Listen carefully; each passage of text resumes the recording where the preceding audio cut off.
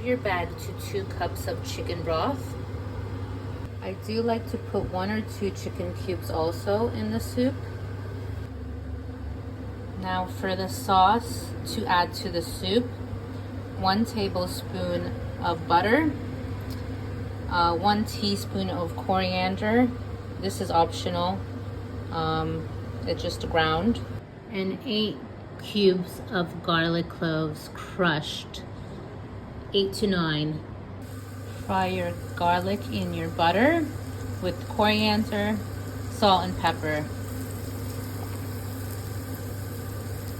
Fry until fragrant or saute. Simmer for about 3 to 4 minutes. You can also add a little bit of lemon to lift it.